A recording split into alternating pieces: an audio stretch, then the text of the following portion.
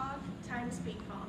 My name is Sarah, and today I have with me Sarah LaFleur, Alyssa Ibanez, Jenny Lou, Tina Maruri. Blake Moore.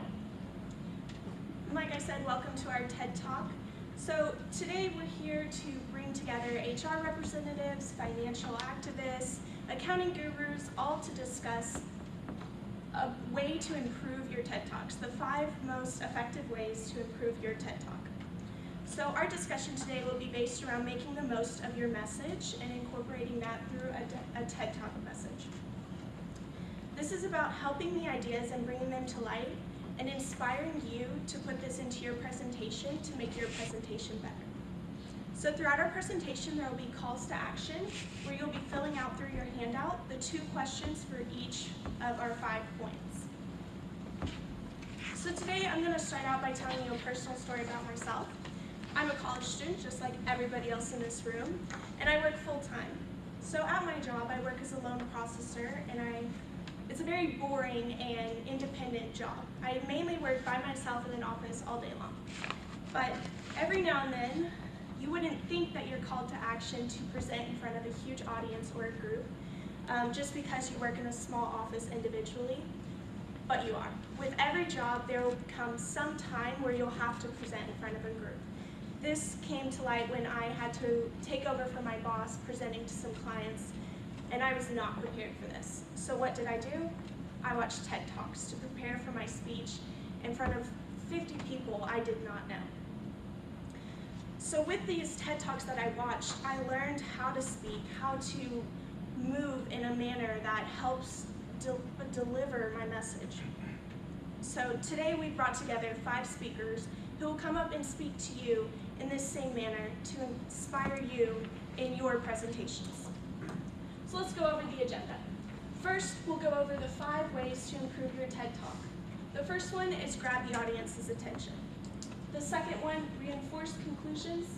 The third is explain the flow. The fourth is ask if they recall. And the 5th is take a look at mediums. With this, we've created the acronym GREAT. Later, you'll learn about acronyms and mnemonics that help in each presentation.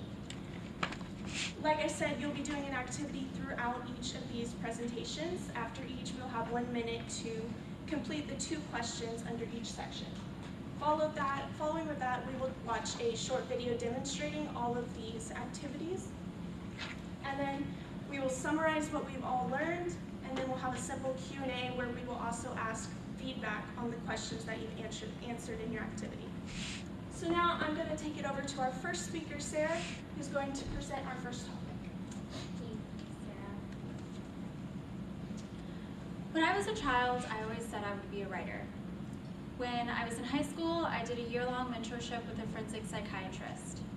I'm currently a senior in college studying human resource management. Things clearly didn't go as I planned. Now, I'm not here to talk to you about my path I've taken in life. However, I'm here to talk about how to grab your audience's attention when you're presenting. I told you about my educational career because I would imagine that some of you can relate to me. Raise your hand if you are graduating or gonna graduate in what you thought you would in high school. So a few of you, but not very many. Sharing a story that your audience can actually relate to is just one of the ways to entice the audience to actually listen to you during your presentation.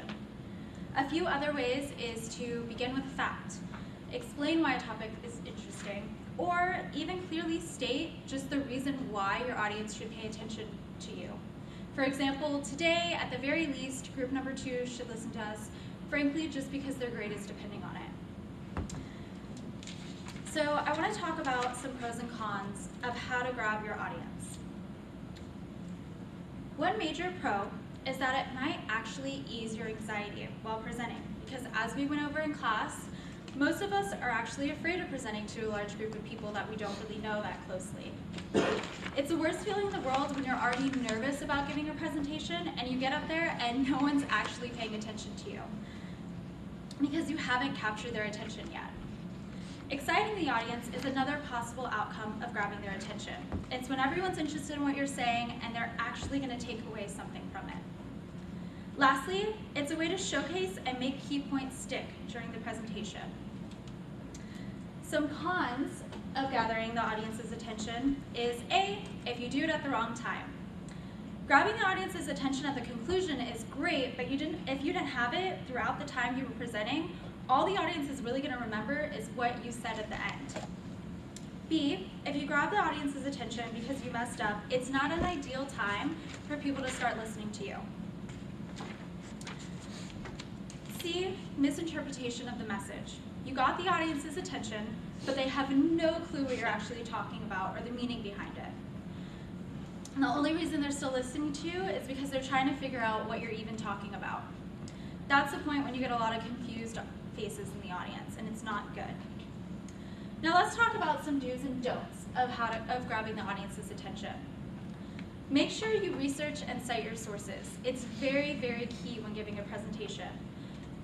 If you're starting with an interesting fact, for example, let's say 1 in 4 college students don't procrastinate on a big project, and you don't have the research to back it up, it's not really going to end well when your professor's grading you. Do personalize your presentation so that people will actually want to listen to you. Again, if you tell a personal story and you get the audience to like you as a person, they're more likely to listen to you and what you have to say. Lastly, focus on what's important. Highlight the most fascinating points in order to capture the audience. These are going to be the bullet points, ideally, that you put on your actual PowerPoint. What you don't want to do is wing it. Make sure you practice so you don't grab the audience's attention during the one part you remember and then stutter during the rest of it. Make sure you don't conclude poorly. You can avoid this by summarizing the main and most important points that you're trying to get across. Don't end with a classic, "That's all, folks," like they do in Looney Tunes, a famous cartoon in America, because it just leaves people questioning whether or not your presentation was even worth listening to begin with. And absolutely make sure you don't elaborate too much. Make sure you're not going on a tangent during your presentation. Essentially, stick to your script and the main points that you're trying to get across. Your group members will also thank you for this, especially if your presentation is timed like this one is. Now that we've covered how to grab the audience's attention, I'm going to hand it back to Sarah to introduce the next way to improve your TED Talk. Thank you. So now we're going to take a quick 1-minute break, and if everyone will answer the 2 questions on section 1 on your handout, you can work in your groups as this all pertains to your group project.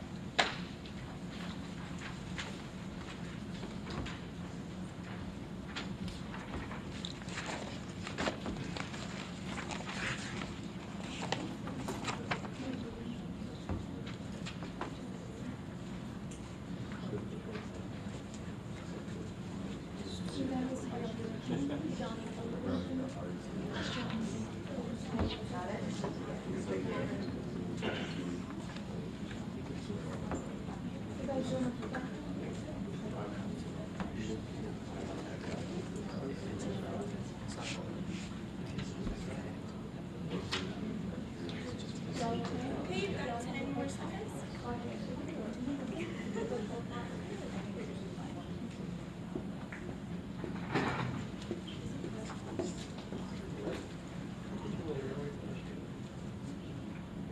Okay, has everyone answered all those questions, the 2 questions? Does anyone need more time? No? Okay, great. So now I'm going to hand the mic over to Melissa, and she's going to talk about the letter R in our grade. Hi everyone, how's everyone doing today? Good. So I'm going to talk about reinforcing conclusions. So one of the ways to truly get your message across is to be direct about what you're saying and to reinforce your idea as necessary. With that, I want to tell you guys a little bit about myself and about what I do and how I apply this to my everyday life. So about 6 months ago, I started a job as a human resources representative for a company called Ch3 Corporation. I have found that in HR, it is crucial to reinforce conclusions and to be direct when you speak. At times, I have supervisors come into my office and ask me about different issues, or maybe have questions about systems that they haven't figured out how to do yet. or just simply seeking advice on how to deal with employees. So with this, I have also figured out that some people have a short attention span. So for this reason, I need to be very clear and very specific about my thoughts. Not only do I have to be clear and precise about what I say, but I also have to get my point across fast enough so that my supervisors can get back into the floor and continue the production cycle. Now, in business, time is very essential. So you have to get people's attention, and you have to learn how to keep it. So not to mention that I also have to help the company reinforce their policies. And if you're not clear and direct, people can misrepresent those policies or may have questions about the policies, and you have to go back and clear up that misunderstanding, which just wastes more time. Now, I also want to say that where I work, there's a lot of ESL people where English is not their first language, and I have to be really clear and very direct about certain things when I answer the questions about certain company policies or just general questions. And I have to reinforce those conclusions so that they really understand what I'm saying. On the same note, I want to talk about back when I was an HR intern. We used to have a lot of lunch and learns very often, and the presenter was always very clear, and they were always very happy to teach us. Now, I want to ask you guys if you guys can tell me of a meeting, a class, or an activity that was memorable for you, and why was it memorable? Can anyone share about a time that you guys had a clear meeting? Yes. The last class I had, entrepreneurship and launch.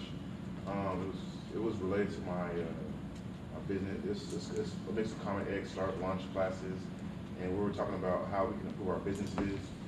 Today was about the financial aspect, and what I got from it was, not be afraid to, like take people to court. Some people don't pay their bills, not be afraid to take them to court, and that's what's really slowing my business down from moving forward. So I need to get over that hump and start progressing in my business. That's the meeting we had. Thank you for sharing that. So back to my point about being direct. It helps your audience recognize the problem and engage in a solution. People tend to speak for a long period of time, and they don't really say anything meaningful. So in real life, it is extremely important for you to have your point across in a short amount of time. It is essential to not waste people's time, and instead of doing that, you want to make their time worthwhile by adding value to their life. People want to understand what they are being taught and why. Therefore, do not waste their time by speaking with difficult words or giving them vague information. Always give clear messages and be straight to the point. So this brings me to my next idea, which is focusing on the audience's interest. So at my job, I also do new hire orientations about every once in a while, every Monday I do that. And which means I really have to be relatable, and I have to be energetic with my new people coming in, because they're gonna be filling out a lot of paperwork. They're gonna have to listen to me throughout my boring HR presentation that I have to give. And I need to be profoundly relatable so that if they have any questions, they can come back to me and they trust me to answer those questions for them. And I also give them some time for them to engage in conversation amongst themselves, because they'll get to know each other, and it's important because it leaves room for open discussion, friendly debates, critical thinking, and teamwork. In addition, allowing people to share their personal stories about certain events or topics can help them familiarize themselves with the subject and make it easier for them to remember a certain presentation or activity. So some of the pros about this is that people actually learn and it saves time. Some of the cons can be that it is repetitive, and maybe you can get confusing at times because you are being repetitive too much. Now I want to go to the do's and the don'ts. So when people get the chance to share personal experiences with others, suddenly the entire activity seems way better and people are engaged. People like to be able to relate and to meet other people from different backgrounds who think like them. This opens up possibilities for networking and for friendships. When only one focuses on the self during presentations, it is easier for people to get distracted and get on their phones and sometimes walk out, or you just completely lose them. To make sure that the audience enjoys your presentation, show them that you care about your opinion and actually learn from them. Always make sure that you are clear and direct, be straight and to the point, keep the energy going, and also get people to talk about themselves and share their own stories. So I want to thank you guys for listening now, and I will pass it back to our host so she can introduce the new speaker. Thank you, Melissa. So now that we've all heard the R in our great acronym, we're going to fill out the 2 questions on the activity for the R. We'll give you 1 minute.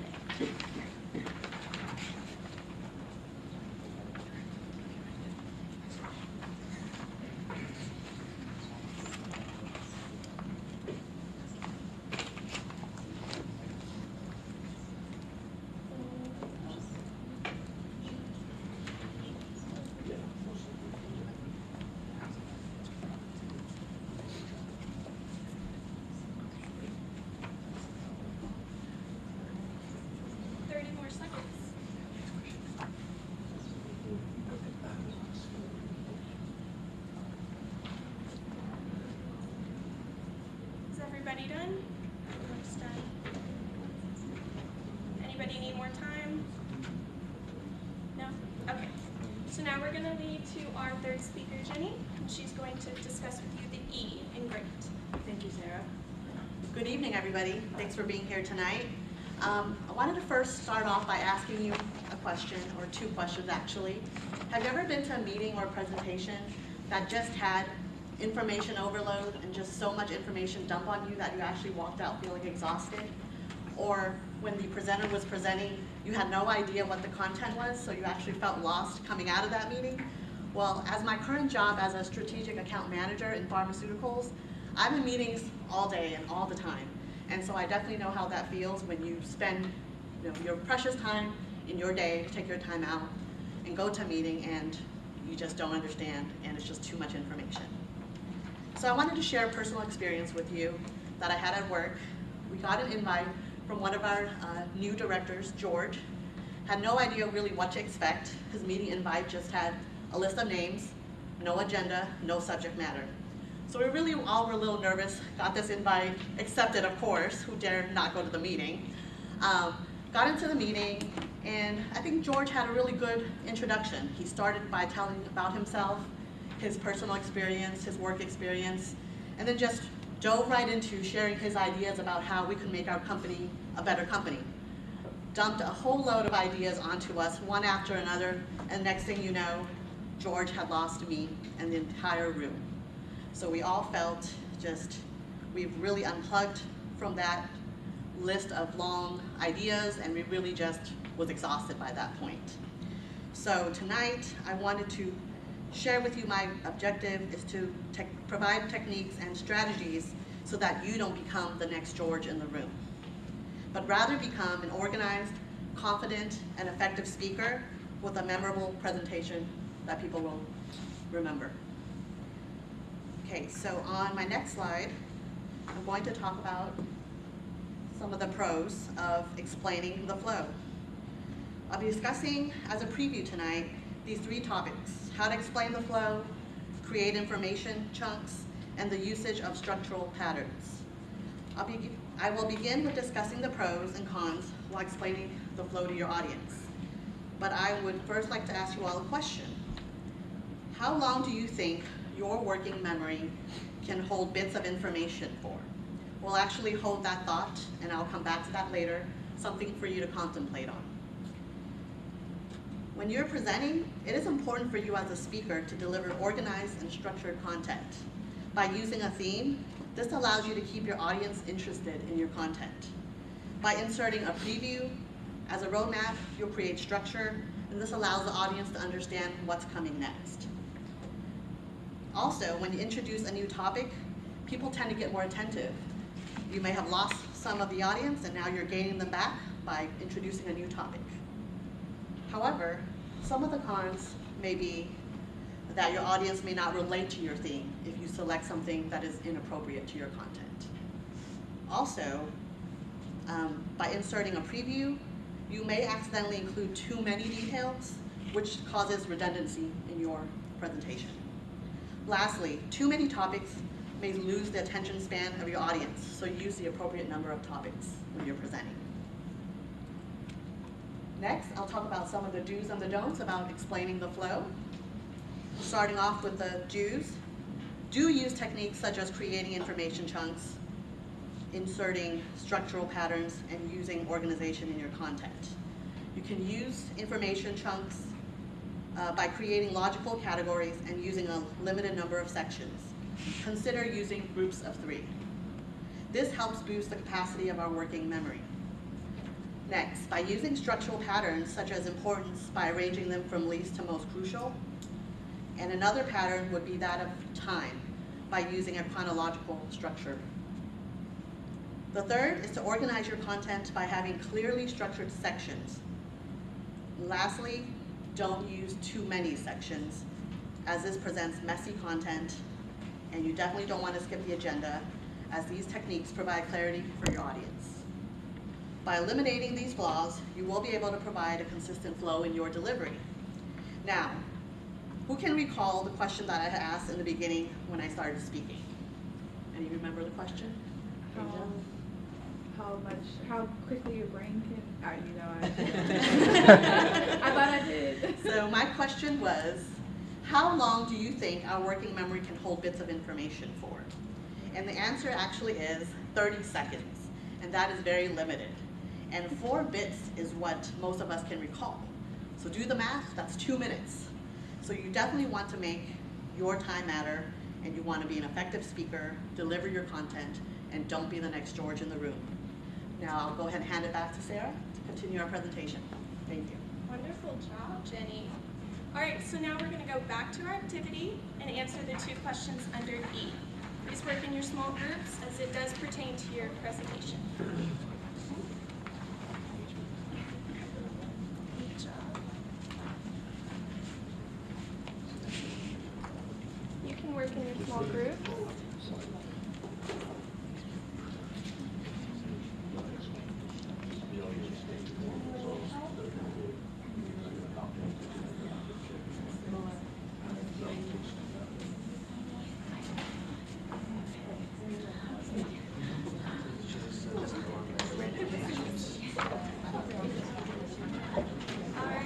Is everybody done? Does anyone need more time? Does anybody need more time? Do y'all need more time? Okay, is everyone done? All right, so that was the E in our GREAT acronym. So now I'm going to hand it over to Tina, and she's going to talk about the A. Thank you, Sarah. I'm going to go over the 4th part of our acronym, which is ask if they recall. I'll tell you a personal story about my experience a few years ago when I accepted a job offer at US Bank. I was very excited about the opportunity. I was looking forward to the first day of training so I could figure out what exactly my life would be working at the bank. When I showed up for the first day of training, the trainer had our room all set up with bottled water, pens and paper, notepads, snacks for us to snack on. I thought, this would be a great job. This lady is so organized. I think I'm gonna love this training session. Well, she came out, started handing out the manuals, employee handbook, stacks of paper started piling up, and I thought, are we gonna go through all this information today? And her response was yes. And I thought, okay, it's not that bad. Let's start the session. Session started, and the trainer rambled through the information. She didn't give us any breaks, no pauses, nothing. It was lunchtime. And I kept glancing over at the clock thinking, I have to go back and listen to that training session for another 3 hours? Don't think I can do this. I don't even know what she talked about. I can't connect the dots between one point to the next. This is one thing you don't want to do. Show up to your job and get completely lost when it's supposed to be a training session, which is fun, interesting, and exciting. Now, the first part we want to do is talk about the pros. Why is it important to structure your presentation appropriately? First thing you want to do is structure for retention. The whole purpose of you giving the presentation is so that your audience can take away a message. So if you don't structure it in a way for them to retain the information, you might as well not present the whole presentation. You want them to take away something. The next thing you want to do is explain the why. Why are you presenting this? Why are we doing this? What do you want them to learn? Set an expectation for them. They want to know why you're starting with this, the body of the presentation, and the conclusion. That way they can connect the dots. They'll be able to follow the agenda easily. You also want to put clear titles. As you put together your presentation, you want to have clear titles so that your audience can easily follow. You want to incorporate some visuals as well. You don't want to just give them a handout that's all plain, all text, with nothing to help them retain the information that you're relaying to them. So what are some of the things you shouldn't do? Don't ramble through the presentation. The problem with that is you don't give your audience enough time to process the information you've given them. You don't give them enough time to digest the information. They're unable to connect the dots, that this point is connected to this point. By using breaks, it allows your audience to take some time to think about some questions they may have. Next thing you want to do is not exclude visuals. If you exclude visuals or any auditory, such as videos, your audience will not be able to connect any of the literature you give them. So now let's take a look at some of the do's that you want to do while setting up your presentation. The first thing you want to do is repeat the key points.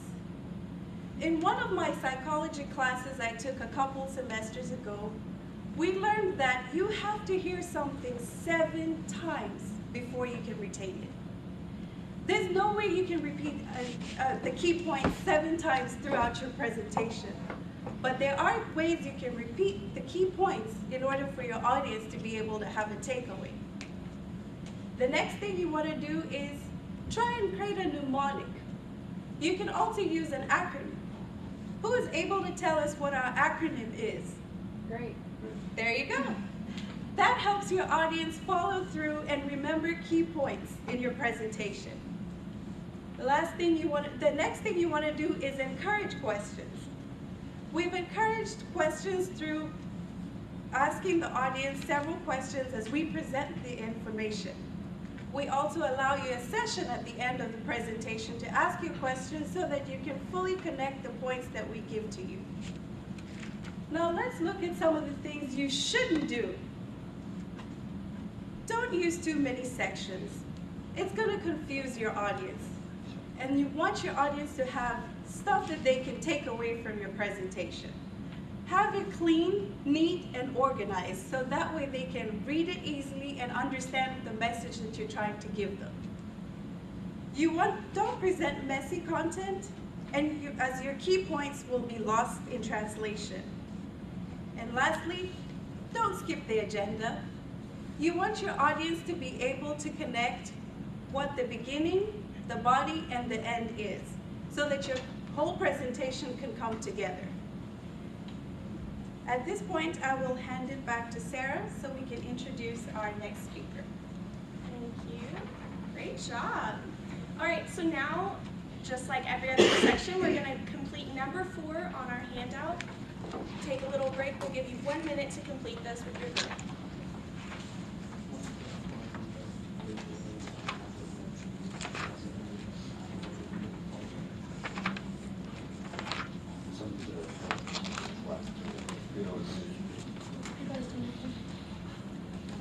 guys doing good? Does